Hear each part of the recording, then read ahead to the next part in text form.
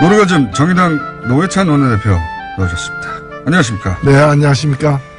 자, 자유한국당 이제 원내대표시니까, 예, 자유한국당 김성태 3선인데 원내대표가 당선됐습니다. 네. 논평 한마디 해주셔야죠. 같은 원내대표로서. 네. 제가 김성태 의원한테 당선되기 전에. 예. 제가 표는 없지만 마음으로 한 표 드리겠다고 이렇게 얘기를 했습니다. 네, 속이 없는 말을 하셨군요. 예. 예, 원래 이제 김성태 원내대표는 한국노총 출신이에요. 네, 오랫동안 이제 노동자를 대변해온 역할을 해왔는데 초심으로 돌아가기를 간절히 바라고요. 초심으로 돌아가기를. 그리고 또 원래 좀 정의파예요. 예. 예. 정의파인데 물론 이제 정의를 찾기 힘든 당이긴 하지만은 좀 이 정의의 편에 서서 문제를 풀도록 예. 기원합니다. 자, 일단 축하 말씀해 주셨고 실제로는 막 싸우겠죠. 예, 어느 것 하나 뭐랄까 같은 편에 설 일이 없을 것 같은 어떤 두 정당의 원내대표. 근데 이제 노동운동을 하셨기 때문에 네. 예, 그때도 좀 아셨습니까?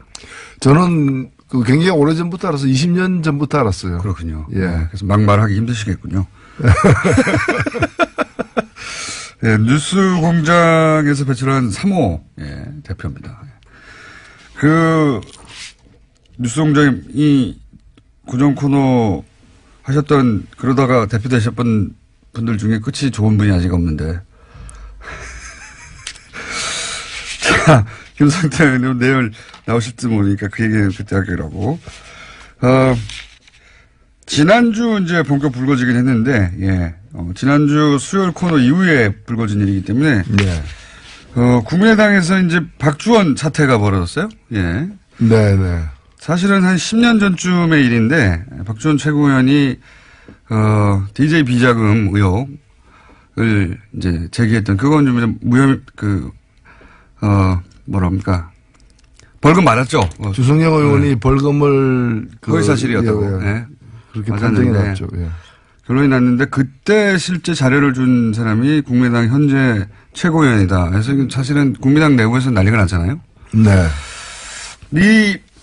이 사건의 효과를 두고 한쪽에서는 이제 통합 드라이브에 제동이 걸릴 것이다라고 해석하기도 하고 한쪽에서는 이제는 뭐 이렇게까지 됐으면 친한파의 속성이 저러하니 사실상 호남계는 결별 기정사실화하는 거 아니겠냐. 이렇게 양쪽으로 해석이 갈리는데 어떻게 보십니까? 예, 일단은 주장들이 서로 엇갈리고는 있지만은 시간이 지나면서 주승경 의원 전 의원이 한 얘기가 예.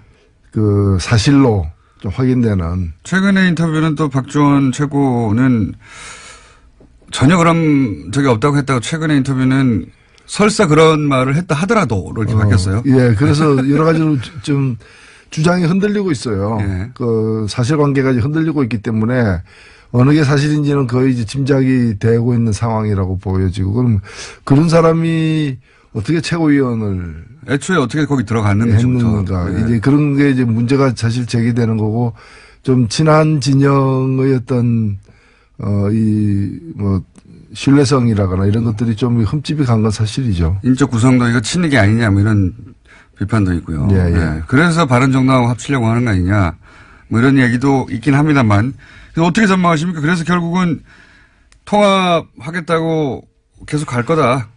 이 사태가 통합이든 또 그 반대든 결정적 영향을 주지는 않을 것이고요. 흠집 내기 정도는로 끝날 거는 같은데 제가 볼 때는 통합 드라이브는 계속 걸 것 같고요. 예. 결국에 사실 이번에 대표가 되면 지지율이 오를 거라고 얘기했지만 지지율이 전혀 오르지 않고 떨어졌죠 오히려. 예, 광주 같은 데서도 오히려 정의당보다도 더 예. 이렇게 뒤로 빠지는 자유한국당보다 더 떨어진 경우도 있습니다. 예, 상황이죠. 예. 이제 그런 상황에서 지방선거를 돌파하지 못하면은 거의 막이 내려질 수 있다라고 그런 위기감이 지금 국민의당 주류나 또는 바른당에도 네. 그런 위기감이 있는 게 아니냐. 그렇다면은 그런 걸 돌파하기 위해서 이제 통합. 근데 통합이 여러 가지로 이제 통합을 하기 위해서 이뤄야 될 것들이 이제 많기 때문에 선거연대 정도가 까지는 갈 수 있지 않겠는가. 그리고 선거연대를 가게 되면은 서울이나 경기 또는 몇 개 지역에서 나름대로 이렇게 호각세를 갖다가 만들어낼 수도 있다고 보입니다. 통합까지는 안 갈 거라고 보십니까? 그러니까 지방선거 전에?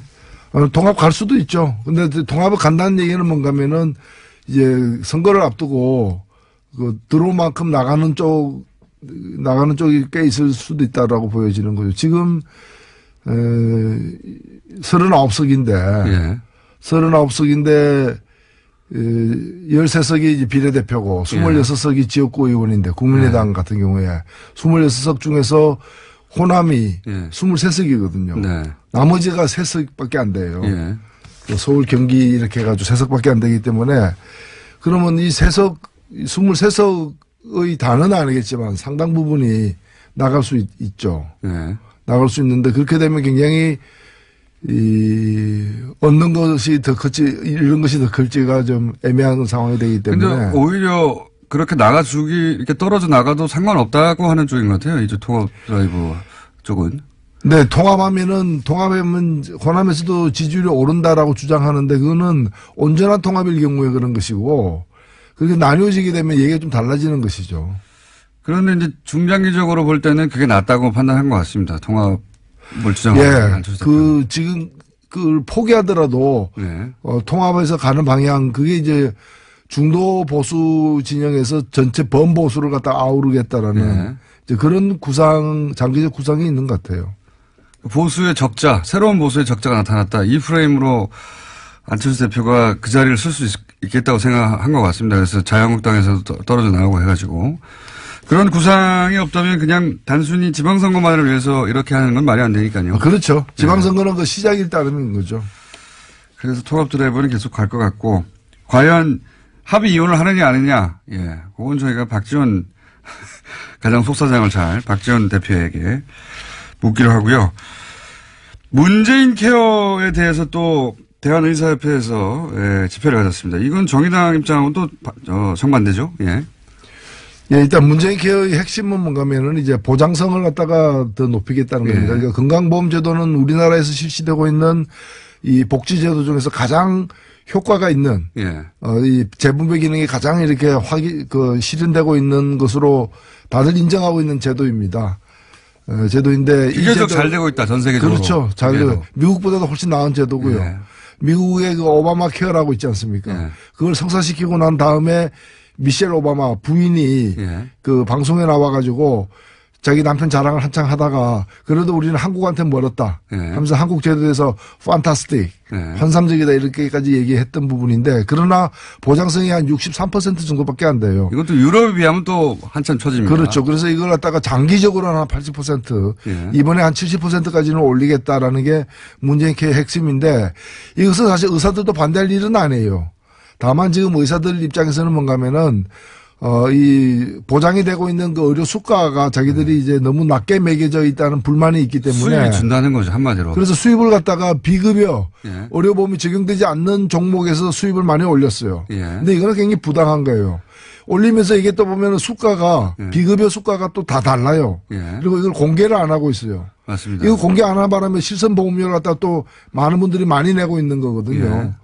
그래서 여러 가지 문제가 많기 때문에 비급여가 줄어드는 것은 정당한 일이에요. 예. 정당한 일인데 비급여 줄어들면 이른바 이 잡수입이 줄어든다는 식으로 예. 그래서 그러려면은 급여 항목에서 적정 수가를 보장해 줘야 달라. 예, 예. 그 얘기고 그 얘기는 나름대로는 할 수 있는 요구라고 저는 생각이 됩니다. 생존권 차원에서 주장할 수 있죠. 예, 예. 그래서 어찌 보면은 문재인 케어가 실시되면서 의사들의 반발은 예상된 것이고 예.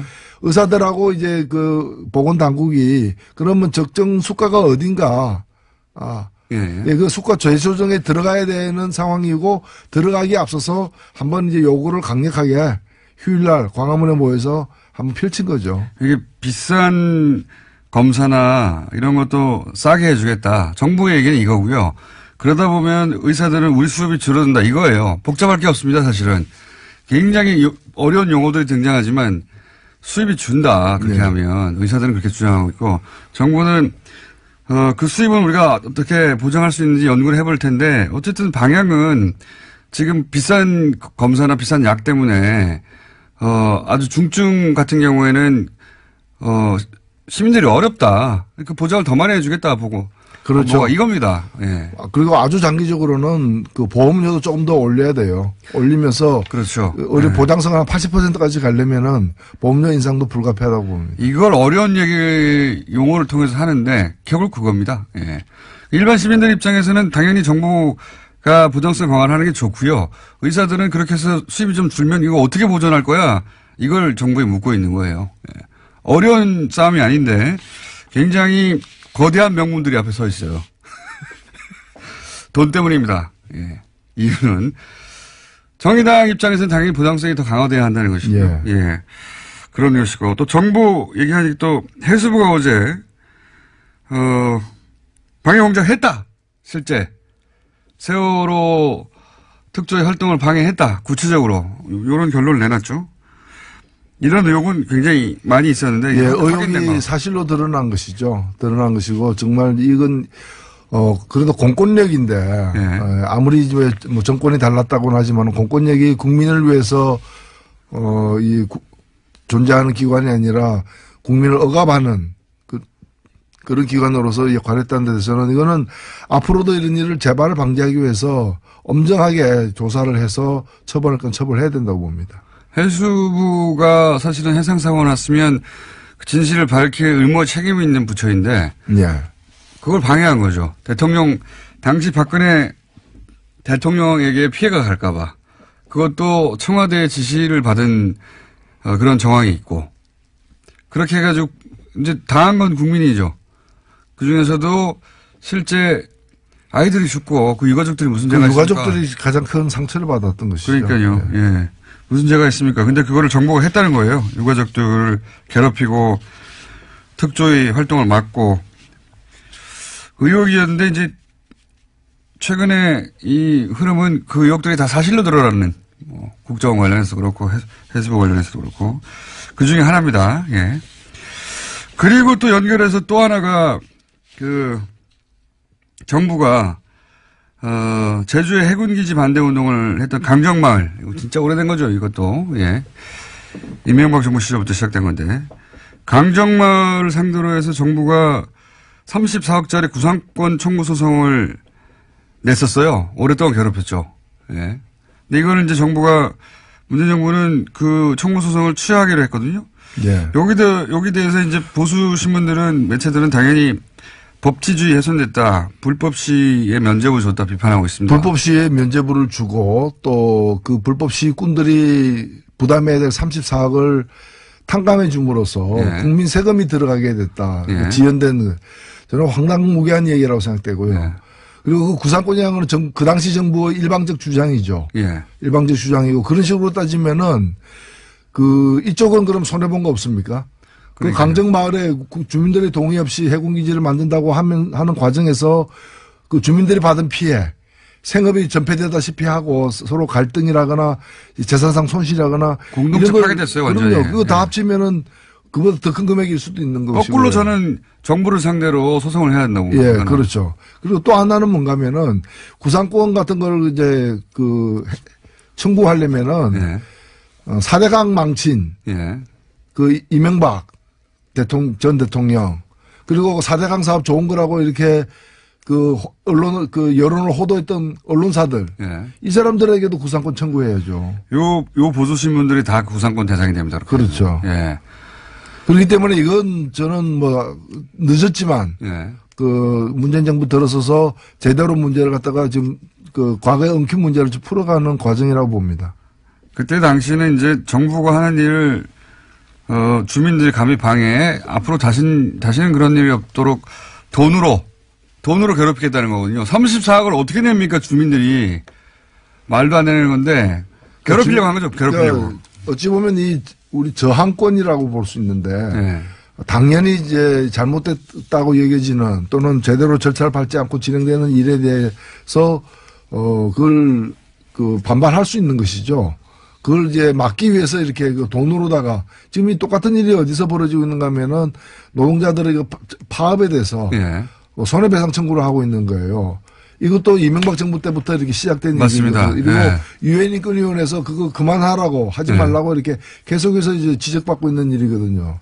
그게 세월호 집회로 인해서 피해를 입었다고 하는 그 상가들 모아가지고 이런 거를 또 하기도 했고 사실은 이명박 정권 시절부터 정부가 추진한 일에 항의하는 사람들 또는 뭐 그로 인해서 피해를 입은 사람들이 이런 집회를 하면 이런 식으로 소송을 통해 가지고 예, 괴롭히는 거 정말 많이 했어요. 예, 그렇죠. 예, 그런 거 정말 많이 했고 그 중에 이제 강정마을 주민들 같은 경우는 그 공동체도 파괴됐고 먹고 이 생활이 중지된 거죠. 예, 그분들을 상대로 해서 정부를 상대로 까불면 끝장을 보겠다는 식으로 본때로 보여주는 소송이었기 때문에. 이걸 법률용어로 겁박한다 그러죠. 겁박이요? 겁박한다. 예. 과거에는 체류탄 쏴가지고 이제. 그건 못하니까. 시위하는 사람을 물리쳤다면 예. 이제는 이런 이제 손해배상 청구나 구상권 행사 등을 통해 가지고 이렇게 겁박하는 거죠. 돈으로 소송하는 건 이명박 정부 시절부터 시작된 하나의 패턴입니다. 예. 그거 진짜 괴롭거든요. 예. 당하기 시작하면. 그리고 이런 소송은 오래 걸리거든요. 아무리 명분이 주민들에게 있다 하더라도 실제 끌려다녀야 되는 거 아닙니까? 이거 진짜 괴로워요. 소송 당하기 시작하면. 그걸 정부가 멈추려 했다는 것이고요. 예. 자, 국민의당 얘기도 했고, 바른정당 얘기도 좀 했고, 정부 얘기도 했고, 한국당 얘기를 안 했네요? 자유한국당. 예. 제가 오늘이 12월 13일이죠. 예. 바로 1년 전에 어떤 일이 있은 줄 아십니까? 13일이면 탄핵안 통과된 직후인데요. 예. 통과된 직후에. 예. 지금은 바른당에 있다가 자유한국당으로 다시 복귀한 네. 김무성 의원이. 예. 작년 딱 1년 전 오늘 뭐라고 얘기했는가 하면은 새누리당은 해체하고 재산은 굳고 환수해야 된다 이랬거든요. 예. 그리고 그 당산이 뭐니 다 재벌들 예. 쥐어짜서 받은 돈이니까 그거 다 국고 환수해야 된다고 그랬죠. 예. 예. 그래서 거기 그 당사로 다시 들어왔어요. 저는 1년이 지났지만은 예. 이 말은 정말 정확한 지적이었고 정당한 예. 문제 제기였다고 생각되고 지금 대한민국에 해체돼야 되는데 해체 안 되고 있는 조직이 2개가 있어요. 2개가 있습니까? 예. 자유한국당하고 정경련. 아, 정경련. 예. 정경련 여전히 그 50층짜리 건물 유지하면서 버젓이 있다는 걸 우리 국민들이 아마 요즘에 잘 안 나오니까 잘 잊고 그렇죠. 있는. 최순실 사태 초기에 정경련이 너무 깊숙이 관련돼서 정경련 해체 이런 얘기 막 나오지 않았습니까? 나왔죠. 그리고 네. 거의 뭐 해체되어야 마땅한 걸로 국민들이 동의를 사실 얻은 거죠. 네. 지금 그냥 조용히 시간을 보내고 있는데 그럴 문제가 아니라고 저는 보는 거. 정경련. 네. 그렇군요. 김무성 대표가 그때 다시는 안 볼 것처럼 정말 많은 얘기를 했고, 그 중에서 그 가장 치명적인 것 중에 하나가 자유한국당 재산 그거 재벌들한테 다 뺏은 거 아니야. 군사정권 시절에. 네. 그런 얘기를 본인 입으로 했어요. 본인 입으로 해가지고, 그리고 실제 그때 당시 JTBC였던 것 같은데, JTBC가 팩트체크 쭉 해가지고, 엄청 많은 돈을 뺏었구나. 하고 재산 목록 쫙 정리했었거든요. 네. 다시 들어갔습니다. 사실은 한국의 보수가 새롭게 태어나려면은 스스로를 해체하는 그 과정을 반드시 거쳐야 된다고 봅니다. 사실 찬스였다고 저는 생각하거든요. 네. 보수정당 지지율이 왜 낮은지 잘 모르는 것 같아요. 그냥 현 정부를 반대하는 것으로 충분히 과거의 보수 세력을 직결시킬 수 있을 거라고 착각하는 것 같은데요. 이 문재인 정부가 지지율이 높은 건 여러 가지 이유도 있지만 보수가 너무 못해요. 현재. 뭔가 예전에 하다못해 천막 당사 같은 퍼포먼스라도 좀 있어야 되는데 아무것도 없이 그냥 이래가지고 이게 찬스를 놓치고 있다고 저는 생각합니다. 보수정당이. 망해 가고 있는 거죠. 근데 지방선거 이후에 지방선거 때 자유한국당이 원하는 만큼의 결과를 못 내면 흔들릴 거 아닙니까? 실제. 그렇죠? 그래서 지방선거를 기점으로 한 정계 대개편, 이런 가능성이 충분히 있지 않을까요? 국민의당이나 바른정당도 그것 때문에 움직이는 것 같고, 지금. 근데 문제는 이제 국회죠. 사실 국회 의석은 이제 다음 선거 때까지는 변함이 없기 때문에. 3년이 남았으니까. 예. 예. 변함이 없기 때문에 뭐 지금도 보면은 그 야당 지지율 다 합쳐가지고 30%밖에 안 되잖아요. 다 합쳐가지고. 다 합쳐. 근데 이제 실제로 그 국회 내에서 보면은 그 다 합치면 의석이 50%가 훨씬 넘잖아요. 그래서 이런 상황이 바뀌지 않기 때문에 이것이 가장 큰 문제가 되고 있다. 그래서 국회의 어떤 이 1년 전에 2016년에 이렇게 만들어진 이 그 국회 정치 지형을 어떻게 돌파할 것이냐가 가장 관건이 되는 거죠. 만약에 예를 들어서 뭐 만약입니다만 국민의당이 합의위원을 했어요. 그래서 한 20여석 가까이 떨어졌습니다. 그리고 그 국민의당이 이제 정책 그 공조를 민주당하고 더 긴밀히 한다 하더라도 그럼 어떻게 됩니까? 대결 구도가 자유한국당과 바른정당과 국민의당이 합친 곳이 손을 잡고 한 20여석으로 손을 잡고 그럼 100 그쪽이 더 많네요. 많죠. 네, 그쪽이 더 많네요. 국민의당이 어떻게 쪼개지는가에 따라 다른 문제죠. 네. 그렇군요. 예. 네. 그렇게 합쳐지면은 보수로 분류될 우리나라 정치 기형 기준으로 보수로 분류될 의석수가 더 많습니다.